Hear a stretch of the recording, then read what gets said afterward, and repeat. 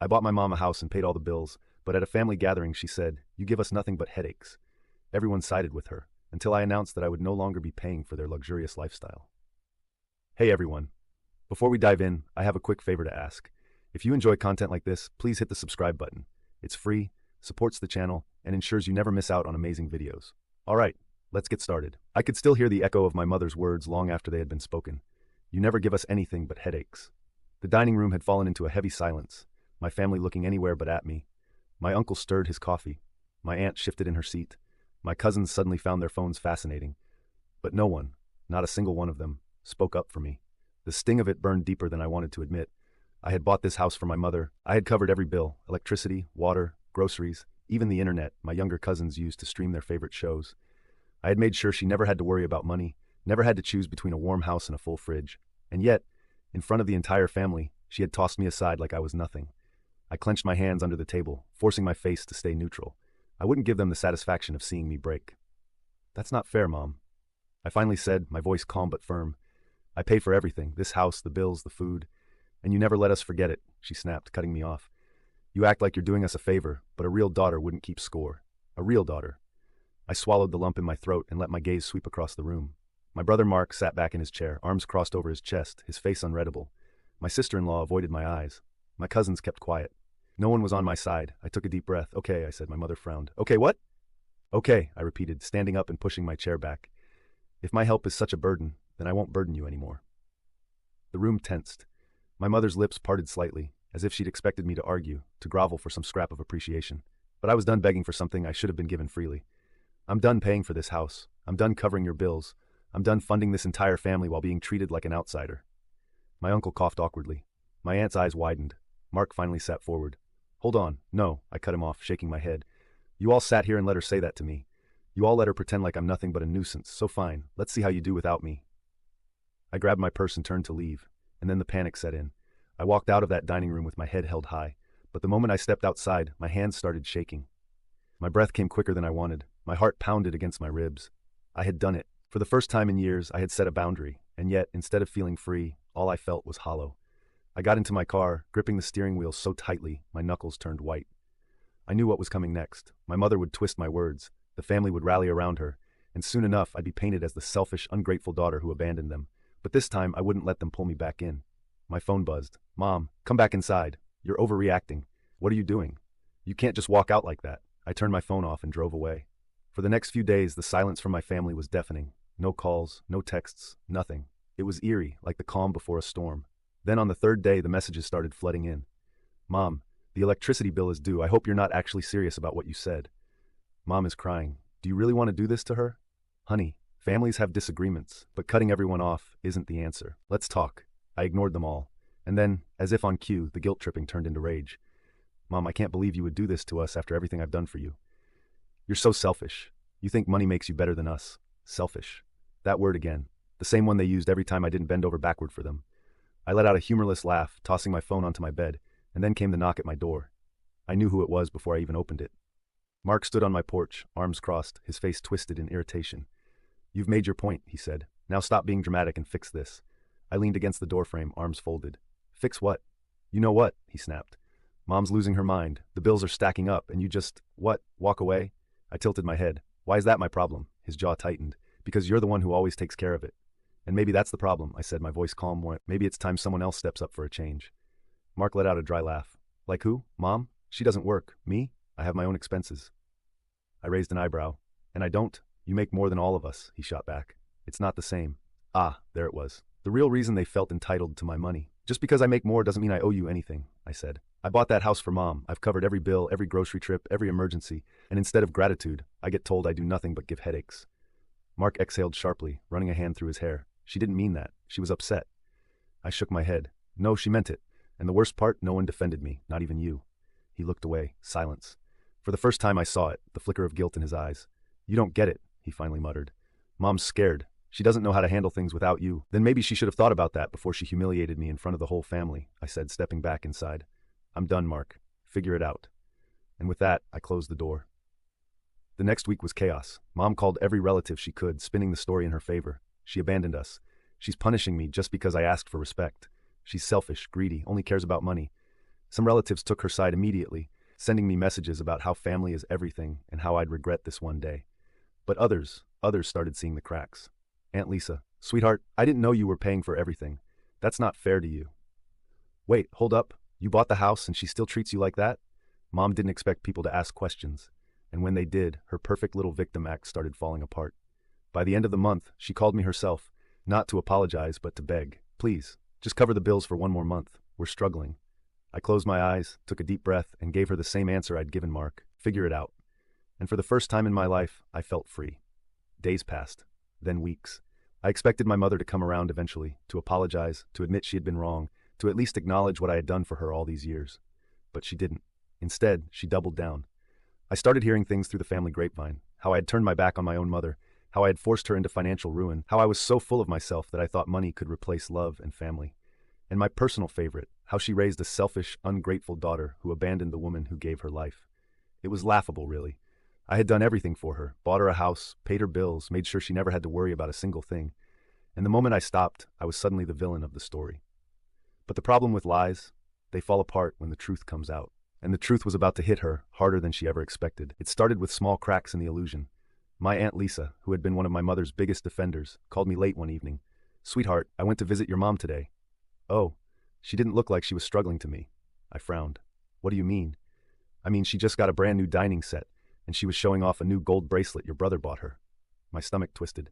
She told everyone she couldn't afford food, that the electricity was about to be shut off. Aunt Lisa sighed. Well, if that's the case, she sure isn't acting like it. It wasn't just her. Other family members started noticing things too. How Mark still had money to go on weekend trips. How my mother had a habit of playing the victim one moment and then posting pictures of herself at fancy brunches with her friends the next. And finally, the real bombshell came when my cousin Rachel called me. Hey, do you know how much your mom is charging Mark for rent? What? I heard from his wife that he's only giving her $100 a month. I nearly dropped my phone. $100? I had been paying everything for that house, covering thousands of dollars a month. And the moment I left, Mark, who had a full-time job, was giving her $100. That was it. I had spent my whole life being the family's personal bank, taking on their burden, sacrificing my own comfort so they could live easily. And now, the moment I walked away, they weren't suffering. They were choosing to act like they were because they expected me to come crawling back. I was done. That Sunday, I went back to the house for the first time in weeks. The moment I walked in, my mother's face twisted into an expression I knew too well. Displeasure mixed with triumph. She thought I was here to apologize. Mark leaned against the kitchen counter, arms crossed, smug. I almost left. I took a slow breath and set my purse down. I want to make something clear, I said, my voice calm but firm. I am never paying for anything in this house again. My mother scoffed. Oh, please, we all know you'll come crawling back. You need us. Mark smirked. Yeah, you're not going to let Mom suffer. We all know that. I tilted my head, giving him a long, measured look. How much rent are you paying, Mark? The smirk vanished. What? You heard me. He looked at Mom, then back at me. That's none of your business. Oh, but it is my business, I said, stepping closer. You see, I've been hearing some interesting things lately, like how you've been giving Mom a whole $100 a month. My mother stiffened. Who told you that? Does it matter? I said, folding my arms. You've been telling the whole family that you're suffering, that you're on the verge of financial ruin, that I abandoned you. Meanwhile, Mark is giving you pocket change while you're out buying gold bracelets. Mark's face was turning red. That's, I cut him off. Fair? Reasonable? Because if that's the case, then my money should have been more than enough to last you for years. My mother's mouth opened, then closed. Silence. I let it stretch for a long moment before I spoke again. I'm not coming back, Mom, I said quietly. Not to this. Not to being used. Not to being disrespected. After everything I've done for this family, I was your daughter, not your retirement plan. And if you can't see that, then that's not my problem anymore. For the first time, I saw something in her expression that I hadn't seen before. Not just shock, not just anger, fear, because she knew, really knew, that I wasn't bluffing this time. And she had no backup plan. I picked up my purse and headed for the door. Mark finally snapped out of his silence. You're just going to leave us like this? I turned back, meeting his eyes. You left me a long time ago, I said simply. Then I walked out, leaving them to clean up their own mess. And this time, I didn't look back. The silence was deafening. For years, my phone had been flooded with messages from my family. Requests for money, guilt-tripping, complaints about how I never did enough. But after that night, it was as if I had been erased from their world. No desperate texts from my mother. No angry rants from Mark. Nothing. And for the first time in my life, I felt free. I thought I would feel guilty, that maybe I would wake up in the middle of the night wondering if I had made a mistake. But instead, every morning, I felt lighter, as if I had finally stepped out of a cage I didn't even know I was locked in. I went out with friends without calculating how much I had left after covering my mother's bills. I bought myself new clothes without hearing my mom's voice in my head telling me that wasting money on myself was selfish. I even booked a trip, something I had never allowed myself to do because every spare cent had gone to keeping my family comfortable. And yet, despite my silence, I knew they were struggling. My cousin Rachel kept me updated, though I never asked her to. Mark is losing it. Your mom told him he has to pay the full rent now, and he's furious. I smirked. Oh, you mean like a normal adult? Exactly. He's been trying to guilt trip the rest of the family into helping, but no one's falling for it. Good. And my mother? She was still trying to save face, but cracks were showing. She stopped going out as much. She'd been telling everyone that I abandoned her, but even Aunt Lisa was starting to question her story. People were realizing she had it good with me, and threw it away. That should have made me feel vindicated, but it did. Because deep down, I knew that no matter how bad things got for them, my mother would never admit she was wrong. She would rather struggle, she would rather lose everything, than admit that she had pushed away the one person who had done everything for her. And honestly, that wasn't my problem anymore. The phone call that changed everything. 3 months passed before I finally heard from her again. It was late. I had just gotten home from dinner with friends, something I had been doing more of lately. It felt good to have a life outside of my family's constant demands. My phone buzzed. Mom. I stared at the screen, my heart beating a little faster. I could ignore it. I should ignore it. But against my better judgment, I answered. Hello. There was silence on the other end for a long moment, then a heavy sigh. You really meant it, didn't you?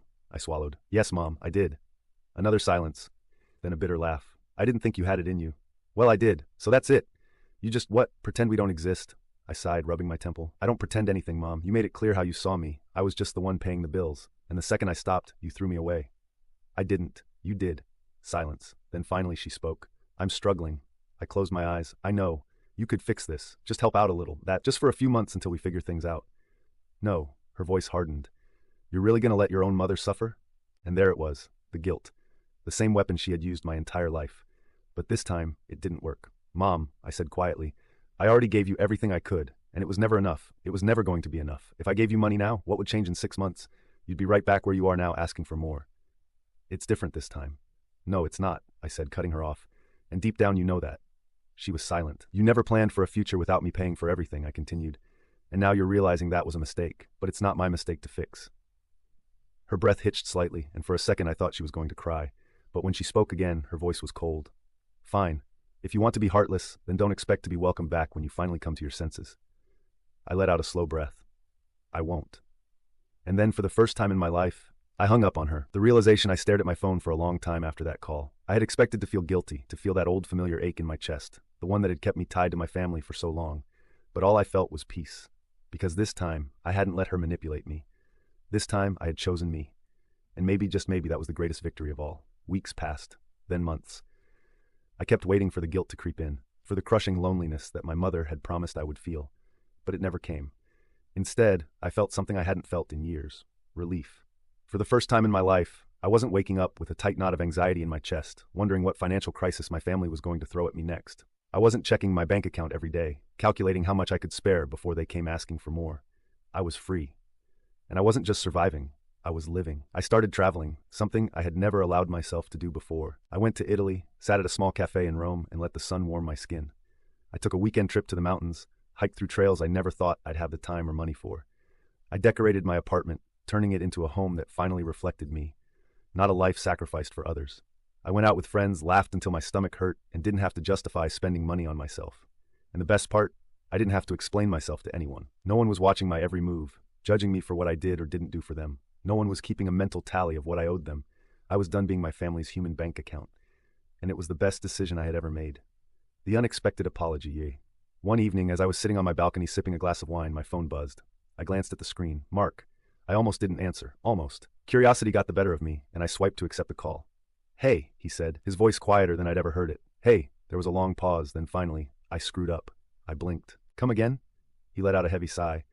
I should have had your back that night at the family dinner. When Mom humiliated you. I didn't say anything. I let him talk. I guess I thought you'd always be there, that no matter how much crap we threw at you, you'd still take care of things. And then when you left, I had to step up, and I realized just how much you were doing. Another pause. Then, I'm sorry. I exhaled slowly, gripping my wine glass a little tighter. What changed? I finally asked. Mark let out a dry chuckle. Mom did. What do you mean? She's still trying to play the victim, he admitted. Still telling everyone that you abandoned her. But now that I'm the one covering things, she's treating me the exact same way. Nothing is ever enough. The more I give, the more she expects. I sighed. Yeah, I know the feeling. I don't know how you did it for so long, he muttered. Because I thought I had to, I said simply. Silence stretched between us. Then Mark cleared his throat. I don't expect you to forgive me right away, but I needed to say it. I was a crappy brother, and I see that now. I closed my eyes, letting his words sink in.